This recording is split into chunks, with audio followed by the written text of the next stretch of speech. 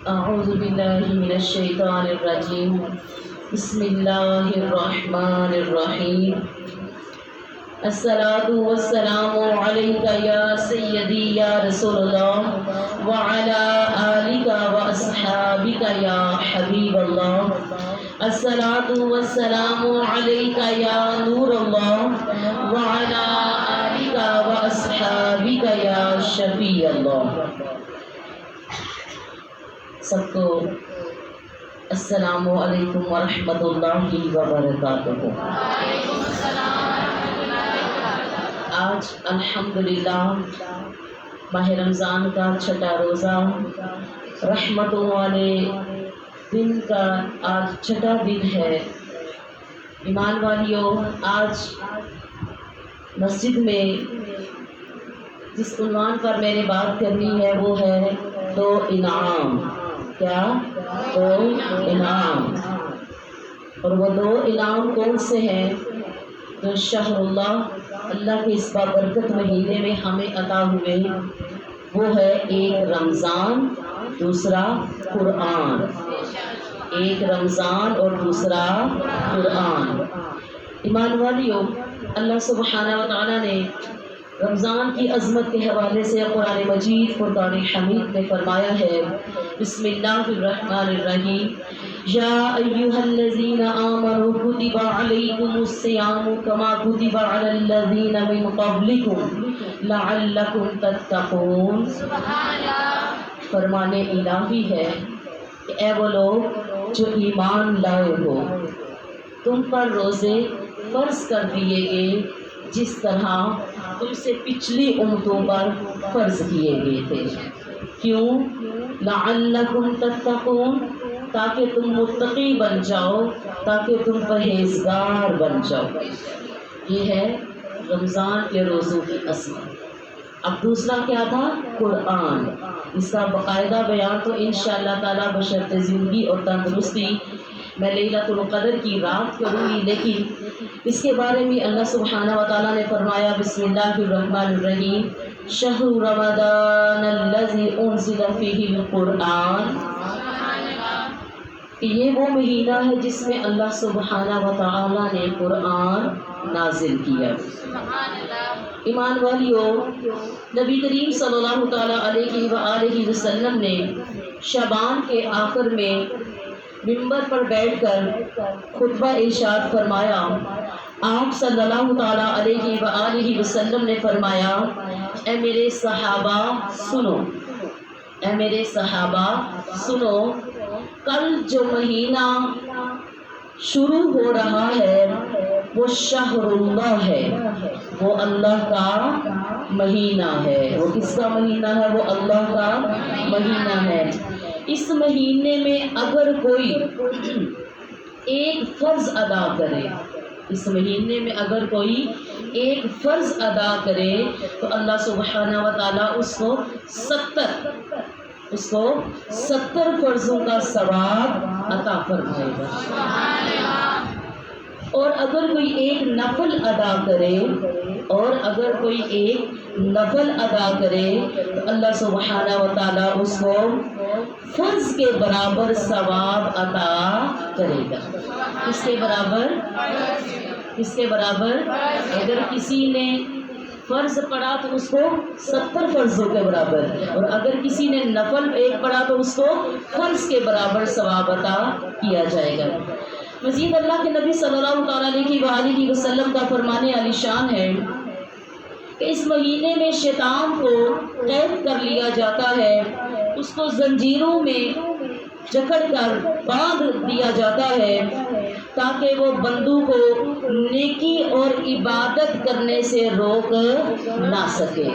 کس کو بند کیا جاتا ہے؟ کس کو؟ شیطان کو. یعنی کہ یہ ایک بہترین بات ہے کہ اب شیطان تو اس مہینے میں قید ہے. اللہ کے نبی نے فرمایا نا کہ شیطان قید ہے. اب ہم نے اپنے آپ کو دیکھنا ہے، اور یہ بہت بہترین مہینہ ہے اپنے آپ کو جج کرنے کا، اپنے آپ کو دیکھنے کا کہ پہلے تو چلو شیطان نے مجھ سے برائیاں کروائی، غیبتیں کروائی، چغلیاں کروائی، گالیاں بکوائی، حسد کروائے، کینے کروائے، لڑائی کرائی، جدائیاں کروائی، فساد کیے، جھوٹی گواہیاں کی. تو پہلے تو میں دین سے دور اس لیے تھی کہ شیطان کھلا ہوا ہے، مجھے شیطان عبادات سے روکتا ہے، اچھے معاملات سے روکتا ہے. اب ماہ رمضان میں تو شیطان کو اللہ کے نبی نے فرمایا قید کر دیا جاتا ہے. کیا کر دیا جاتا ہے؟ قید کر دیا جاتا ہے. یعنی کہ اب جو ہم خدا نخواستہ اگر گناہ کرتی ہیں تو ہم شیطان کے اب وہ سر ہم الزام نہیں کر سکتی، وہ ہمارا اپنا نفس ہے، وہ ہمارا پھر اپنا نفس ہے کہ جو ہمیں برائیوں پر اکساتا ہے. یہ ایک بہترین بات ہے کہ ہم نے یہ دیکھنا ہے کہ آیا ہم واقعی شیطان کے چنگل میں رہتی ہیں یا پھر خود ہم نے اپنی عادات، اپنے معاملات ایسے بنا لیے ہوئے کہ ہم برائی میں مبتلا رہتی ہیں. تو یہ بہترین بات ہے، اور جس کو یہ بات سمجھ آ گئی یقیناً وہ جب برائی کرنے لگے گی رمضان میں، اللہ کے نبی صلی اللہ تعالیٰ علیہ وسلم کا فرمان عالی شان ہے نا کہ جب کوئی برائی کرنے لگو یا تمہارے ساتھ کوئی برا کرے تو تم اس کا جب رد عمل کرنے لگو تو فوری یاد کر لیا کرو کیا کہ میں روزے سے ہوں. میں کس سے ہوں؟ میں کس سے ہوں؟ روزے سے ہوں. ایمان والیوں، اس کا برکت مہینے کی مزید برکتیں ہیں کہ اللہ تعالیٰ نے ارشاد فرمایا کہ اے فرشتو جنت کے 8 دروازے کھول دو. اے فرشتو جنت کے 8 دروازے کھول دو اور نیکی کرنے والوں کے لیے محلات بناؤ. کیا کرنے والوں کے لیے؟ نیکی کرنے والوں کے لیے محلات بناؤ. اور حوروں سے کہو کہ ہر روز ان نیک لوگوں کا انتظار کریں جو میری رضا کی خاطر میری عبادت کرتے ہیں. میری رضا کی خاطر میری عبادت کرتے ہیں. ایمان والو، اللہ کے نبی صلی اللہ تعالیٰ علیہ وسلم کا فرمان عالی شان ہے کہ اس مہینے میں اللہ سبحانہ و تعالیٰ جہنم کے دروازے بند کر دیتا ہے. اللہ تعالیٰ جہنم کے دروازے بند کر دیتا ہے تاکہ اس کی رحمت ظاہر ہو. اس مہینے اس کی رحمت ظاہر ہو اور لوگوں کو جہنم سے نجات مل جائے. اللہ تعالیٰ اللہ تعالیٰ کون سے دروازے بند کر دیتا ہے؟ بولے کون سے؟ ایسے ہی ذرا جا کر بولے، اونچی آواز سے بولے. کون سے دروازے؟ جہنم کے دروازے بند کر دیتا ہے. نبی رحمت صلی اللہ تعالیٰ علیہ وسلم نے ارشاد فرمایا روزہ دار جب روزہ رکھتا ہے اور پھر افطار کرتا ہے تو اس کی دعا کو قبول کر لیا جاتا ہے. اب یہاں پہ سے یہ یاد رکھنا کہ یہاں پر اس روزے دار کا ذکر نہیں ہے جس نے صرف اپنے آپ کو کھانے پینے سے روکا ہے، باقی تمام برائیاں کر رہا ہے. یاد رکھو اللہ تعالیٰ کو صرف ہمارا کھانے پینے سے روکے رکھنے کا نام روزہ نہیں ہے، اور نہ ہی اللہ تعالیٰ کو ایسے روزے کی ضرورت ہے کہ ہم نے اپنے آپ کو کھانے پینے سے روک لیا بس یہی روزہ ہے. بلکہ روزہ رکھ کے اپنی فکری تربیت کرنا، اپنی عملی تربیت کرنا، اپنے آپ کو زیادہ سے زیادہ عبادت میں مشغول رکھنا، اپنے آپ کو بدلنا، اپنی بری خصلتوں کو چھوڑنا، اپنی برائیوں کو چھوڑنا اور اللہ سبحانہ و تعالیٰ کے حضور توبہ نہیں خالص توبہ کے ساتھ رجوع ہونا، اس کی رحمت کا طلبگار ہونا، یہ ہے روزہ. یہ کیا ہے؟ روزہ. اور ایک روزے دار کی شان یہ ہوتی ہے کہ وہ اس طریقے سے اپنا تعلق اپنے رب سے مضبوط کرنے لگ جاتا ہے. کس کے ذریعے؟ روزہ کے ذریعے. کس کے ذریعے؟ روزہ کے ذریعے.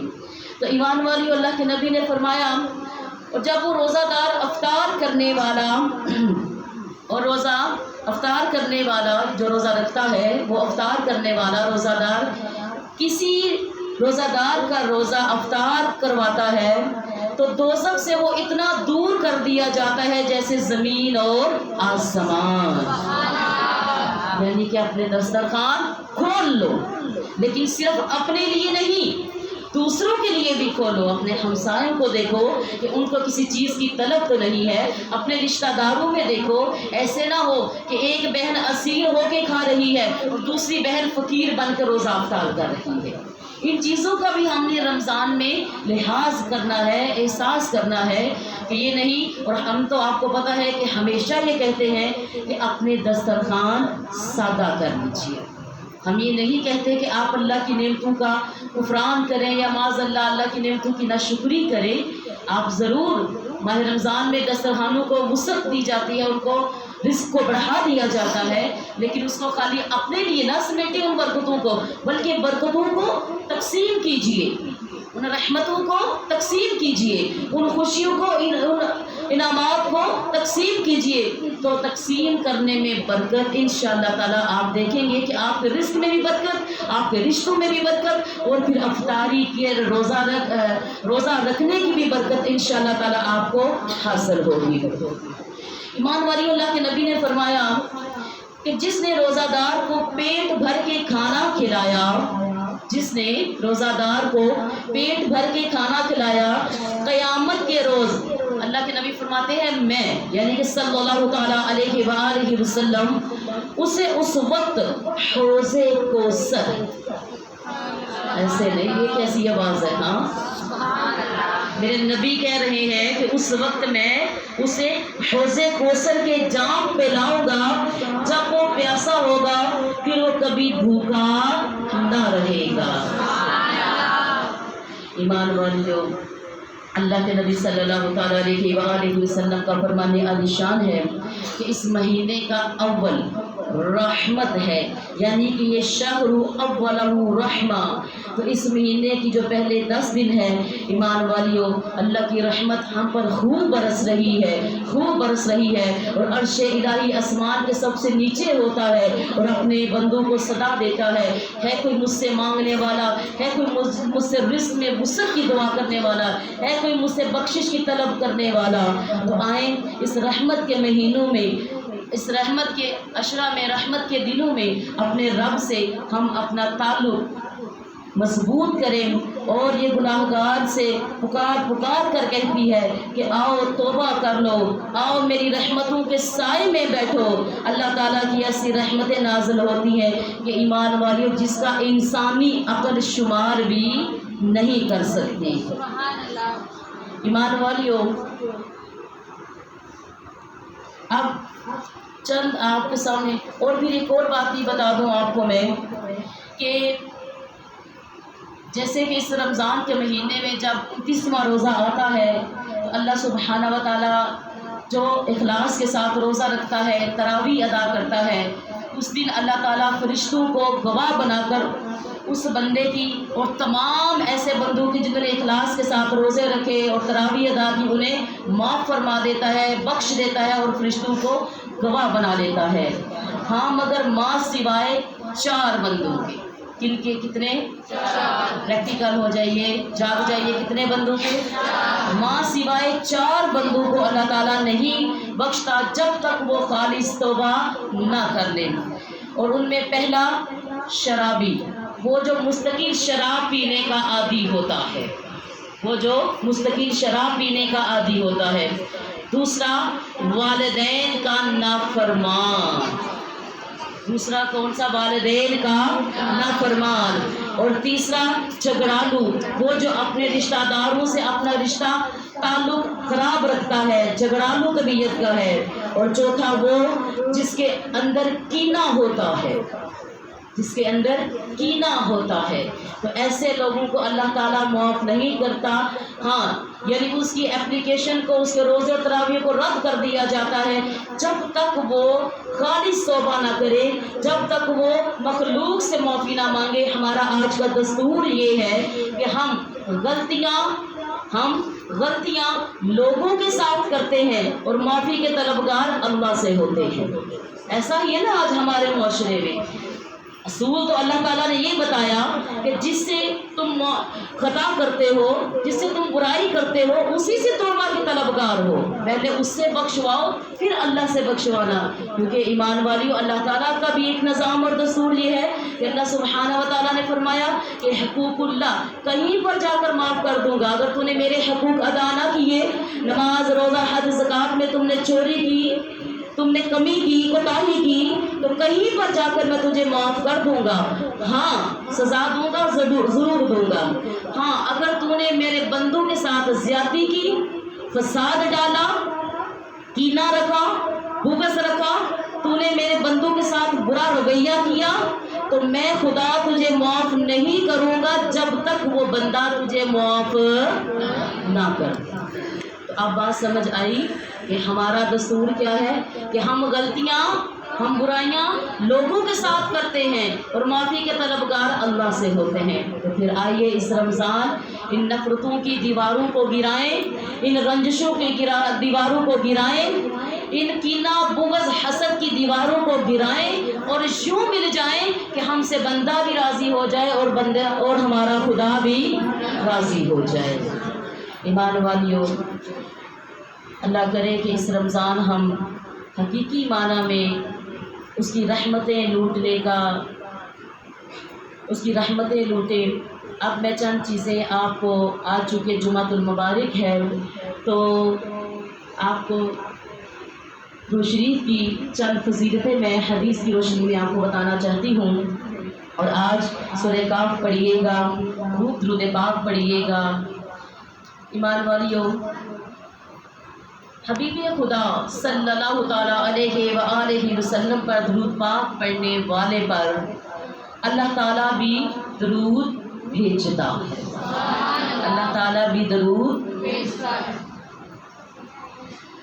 ہر ایک کے بدلے ایک نہیں بلکہ اللہ سبحانہ و تعالیٰ ایک کے بدلے کم از کم 10 اس کو نیکیاں عطا فرماتا ہے، اس کے 10 درجات بلند فرما دیتا ہے۔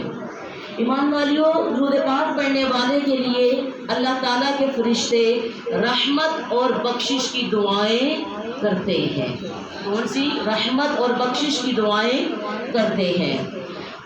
جب تک بندہ درود شریف پڑھتا رہتا ہے فرشتے بھی اس کے لیے دعائیں کرتے رہتے ہیں۔ یہ چند چیزیں تھی میں نے آپ کو بتانی تھی۔ اب میں کچھ چند، کیونکہ پورے رمضان میں کچھ کر کے بتاؤں گی ایسے بہت زیادہ ہو جاتا ہے، تو چند غلط فہمیوں کا بھی میں ذکر کرنا چاہتی ہوں کہ مفتیان کی روشنی میں اکثر ہماری بہنوں کو نہیں پتہ چلتا کہ ایسے روزہ ٹوٹ جاتا ہے یا نہیں، تو میں چند ایک کا ذکر کرنے لگی ہوں۔ جو پہلا مسئلہ ہے وہ اس طرح ہے کہ الٹی آنے سے روزہ ٹوٹ جاتا ہے یا نہیں، یہ مسئلہ ہے، اور اس کی کچھ لوگ کہتے ہیں ٹوٹ جاتا ہے، کچھ کہتے ہیں نہیں۔ بہرحال درست مسئلہ کیا ہے کہ از خود جتنی بھی الٹی آئے گی اس سے روزہ نہیں ٹوٹتا، یعنی اچانک سے اگر جتنی آپ کو الٹی آئے گی اس سے روزہ، چاہے منہ بھر کے نہیں بالٹی بھر کے الٹی آ جائے، روزہ نہیں ٹوٹتا۔ ہاں جس نے انگلی مار کے ارادتاً اپنے الٹی لے کر آیا اس کا روزہ ٹوٹ جائے گا۔ دوسری غلط فہمی کہ اکثر بہنوں کو ہوتی ہے، کچھ لوگ یہ سمجھتے ہیں کہ تھوک یا بلغم نکل جائیں تو روزہ ٹوٹ جائے گا یا مکروہ ہوگا، اور اسی بار پر وہ بار بار تھوکتے بھی ہیں، لیکن ایسے لوگ کم ہیں۔ لیکن میں مسئلہ بتا دیتی ہوں، درست مسئلہ کیا ہے کہ تھوک اور بلغم جب تک منہ میں ہے اس کو نگلنے سے روزہ نہیں ٹوٹے گا، اس کو نگلنے سے روزہ نہیں ٹوٹے گا۔ ہاں منہ سے باہر مثلا ہتھیلی پر رکھ کر تھوک کو پھر منہ میں دوبارہ ڈال لیا تو اس سے روزہ ٹوٹ جائے گا، جو کہ عام ہمارے ہاں نہیں ہوتا، لیکن کچھ لوگ اپنے کم علمی کم فہمی کی بنا پر ایسا عمل کر بھی سکتے ہیں۔ ایک اور غلط فہمی، کچھ لوگ یہ سمجھتے ہیں کہ تیل خوشبو لگانے سے، بالوں میں یعنی تیل اور خوشبو لگانے سے اور موئے زیر ناف صاف کرنے سے روزہ جو ہے وہ جاتا رہتا ہے، اور اس کا درست مسئلہ یہ ہے کہ یہ کام روزے کی حالت میں بھی جائز ہے۔ سرما لگانے سے بھی روزہ نہیں ٹوٹے گا، البتہ کاجل کا حکم سرمے والا نہیں، اس سے پرہیز کرنا چاہیے۔ یہ چند چیزیں غلط فہمیاں جو ہمارے اکثر ہوتی ہیں۔ تو میں نے دور کرنے کی کوشش کی ہے. اللہ تعالیٰ سب کو سن کر اس پر عمل کرنے کی توفیق عطا فرمائے.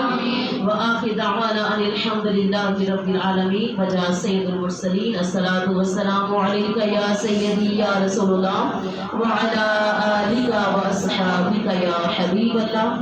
اب محفل